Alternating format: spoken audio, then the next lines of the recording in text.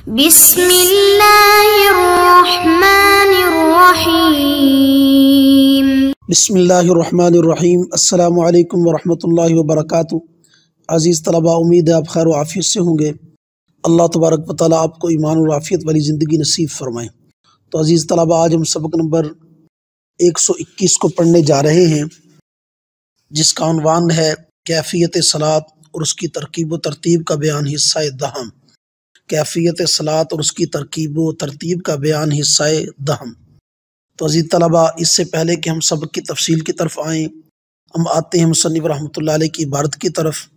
عبارت کچھ یوں ہے: وفیما بعد الاولیین اکتفا بالفاتحۃ والقعود الثانی کالاول وتشہد وصلی علی النبی ودعا بما یشبہ الفاظ القرآن او السنۃ لا کلام الناس وسلم مع الامام کالتحریمۃ عن یمینہ ویسارہ ناویا للقوم والحفظۃ والامام فی الجانب الایمن والایسر او فیہما لو محاذیا ونوى الامام بالتسلیمتین۔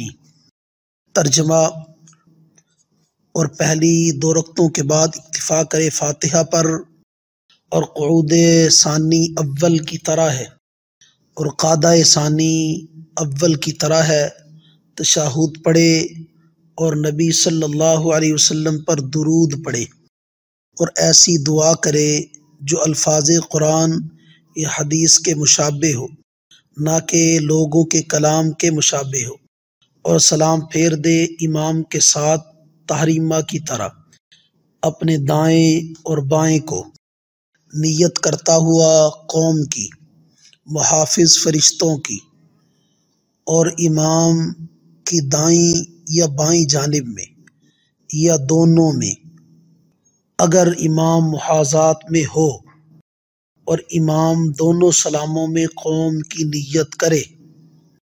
تو عزیز طلباء، یہ تھا عبارت اور ترجمہ۔ اب ہم آتے ہیں سبق کی تفصیل کی طرف۔ تو آج کے سبق کے اندر ہم پڑھیں گے تیسری رکعت اور قرأت مسنونہ کا بیان۔ تیسری رکعت اور قرأت مسنونہ کا بیان اور اس کی تفصیل۔ نمبر 2، آخری قعدہ کا طریقہ اور اس کی تفصیل۔ نمبر 3، قعدہ اخیرہ میں التحیات اور تشہد کا حکم۔ قعدہ اخیرہ میں التحیات اور تشہد کا حکم۔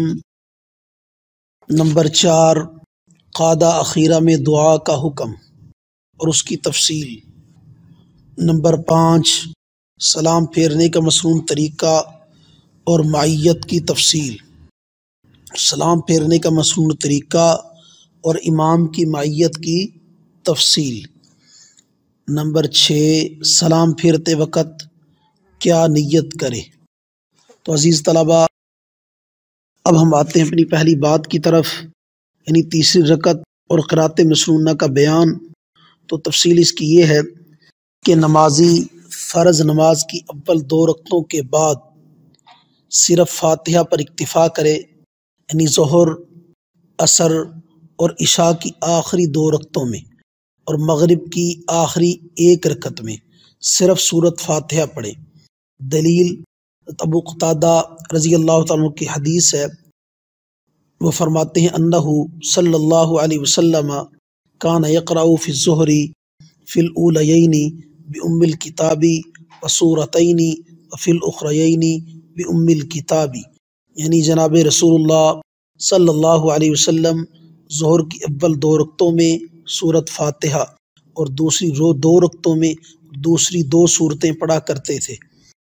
ظہر کی اول 2 رکعتوں میں سورۃ فاتحہ اور دوسری 2 سورتیں پڑھا کرتے تھے، اور آخری 2 رکعتوں میں صرف فاتحہ پڑھتے تھے۔ البتہ نوافل کی ہر رکعت میں سورت ملانا ضروری ہے۔ قول راجح اور قول محقق کے مطابق نمازی کو فرض نماز کی اول 2 رکعتوں کے بعد اختیار ہے، چاہے سورہ فاتحہ پڑھے، چاہے دیگر تسبیحات پڑھے، اور چاہے تو بقدر رکن خاموش رہے۔ قول راجح اور قول محقق کے مطابق نمازی کو فرض نماز کی اول 2 رکعتوں کے بعد اختیار ہے، چاہے سورہ فاتحہ پڑھے، چاہے دیگر تسبیحات پڑھے، اور چاہے تو بقدر رکن خاموش رہے۔ البتہ فاتحہ پڑھنا افضل ہے، جیسا کہ در مختار میں ہے۔ نمبر 2، آخری قعدہ کا طریقہ۔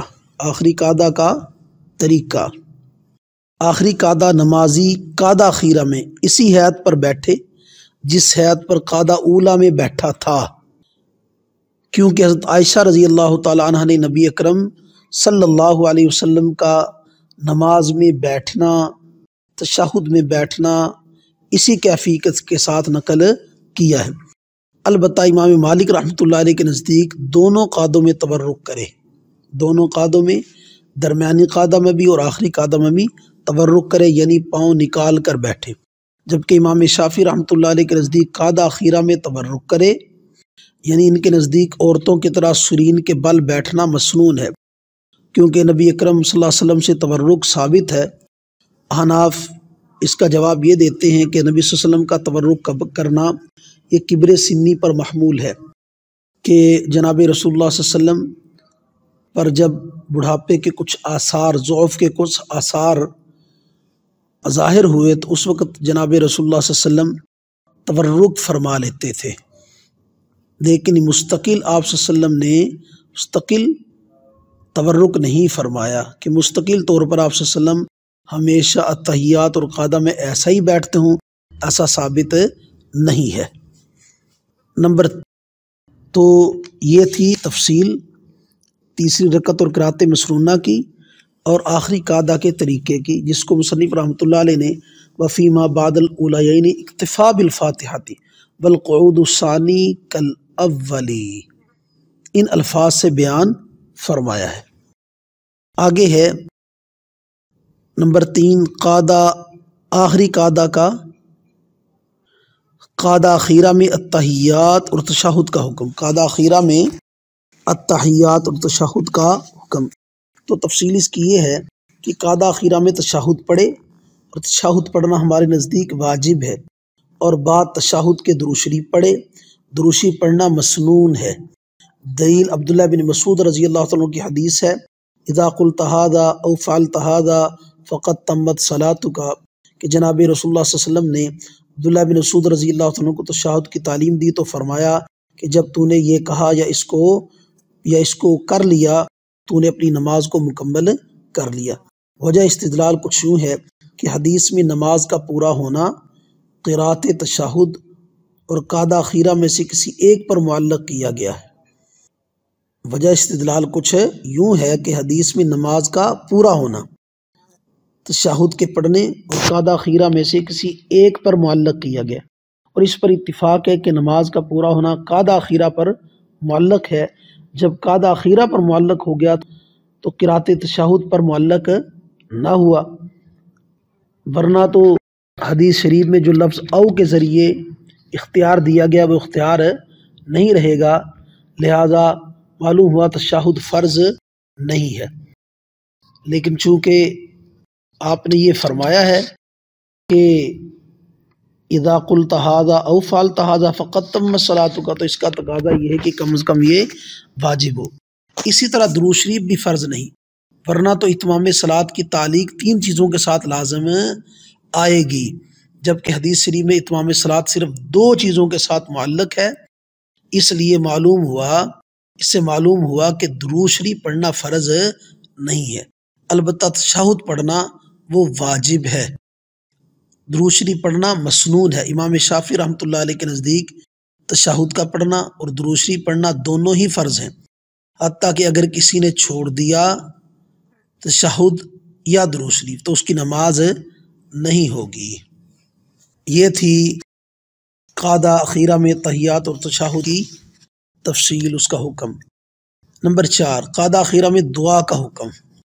قعدہ اخیرہ میں دعا کا حکم، تو تفصیل اس کی یہ ہے کہ درود شریف کے بعد نمازی جو دعا کرنا چاہے کرے، مگر دعا کے الفاظ قرآن پاک کے الفاظ کے مشابہ ہوں، جیسے اللہم اغفر لی ولی والدی یا ربنا آتنا فی الدنیا حسنہ وفی الآخرۃ حسنہ، یا ان دعاؤں کے مشابہ ہوں جو دعائیں جناب رسول اللہ صلی اللہ علیہ وسلم سے منقول ہیں۔ جیسے حضرت عبداللہ بن مسعود رضی اللہ تعالیٰ عنہ ان الفاظ کے ساتھ دعا فرمایا کرتے تھے، اللہم اسألک من الخیر کلی ما علمت منہ وما لم اعلم واعوذ بک من الشر کلی ما علمت منہ وما لم اعلم۔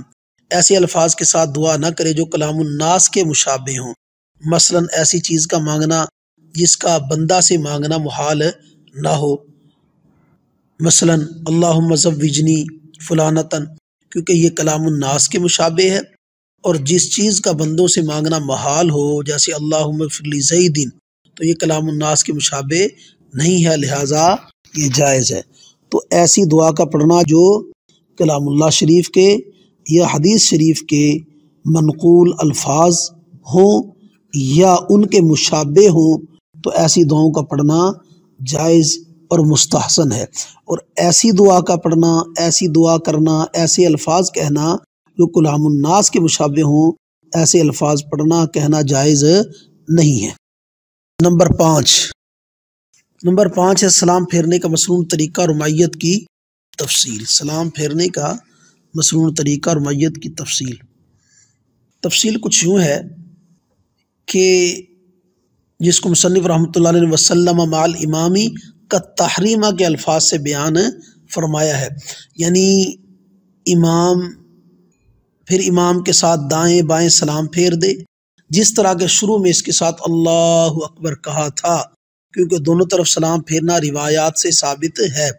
چنانچہ عبداللہ بن مسعود رضی اللہ عنہ فرماتے ان نبی صلی اللہ علیہ وسلم کان یسلم عن یمینہ وعن یسارہ السلام علیکم ورحمۃ اللہ، السلام علیکم ورحمۃ اللہ، یعنی حضور اکرم صلی اللہ علیہ وسلم دائیں اور بائیں جانب سلام پھیرتے اور فرماتے السلام علیکم ورحمۃ اللہ، السلام علیکم ورحمۃ اللہ، اور امام کے ساتھ سلام پھیرنے کی وجہ یہ ہے کہ تکبیر کے بارے میں ارشاد ہے اذا کبر الامام فکبروا، کہ جب امام تکبیر کہے تو تم بھی تکبیر کہو، تو لفظ اذا وقت کے لیے ہے، یعنی کبروا وقت تکبیر الامامی، لہذا تکبیر میں معیت ثابت ہو گئی تو سلام پھیرنے میں بھی معیت کا حکم ہے، کیونکہ تکبیر تحریمہ اور سلام نماز کے دو غایہ ہیں، لہذا ایک کو دوسرے پر قیاس کیا جائے گا۔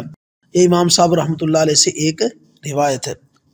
البتہ دوسری روایت یہ ہے کہ امام کے سلام پھیرنے کے بعد سلام پھیریں، کیونکہ تکبیر کہنے کا وقت تو شروع عبادت کا وقت ہے جس میں مبادرت مطلوب ہے، جس میں جلد آگے بڑھنا مطلوب ہے، اور سلام پھیرنے کا وقت عبادت سے نکلنے کا وقت ہے جس میں مبادرت کی ضرورت نہیں ہے۔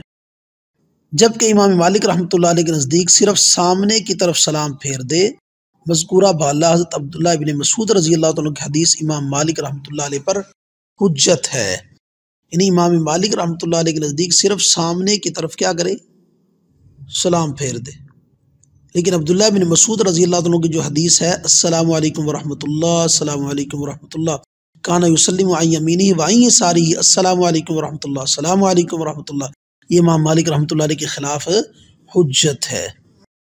یہ تھا سلام پھیرنے کا مسنون طریقہ اور معیت کی تفصیل، جس کو مصنف رحمۃ اللہ علیہ نے وسلم مع الامام کا تحریمتی عن یمینہ و یسارہ کے الفاظ سے بیان فرمایا ہے۔ نمبر 6، سلام پھیرتے وقت کیا نیت کرے؟ تو تفصیل اس کی یہ ہے کہ سلام پھیرتے ہوئے دونوں جانب کے مقتدیوں اور محافظ فرشتوں کو سلام کرنے کی نیت کرے۔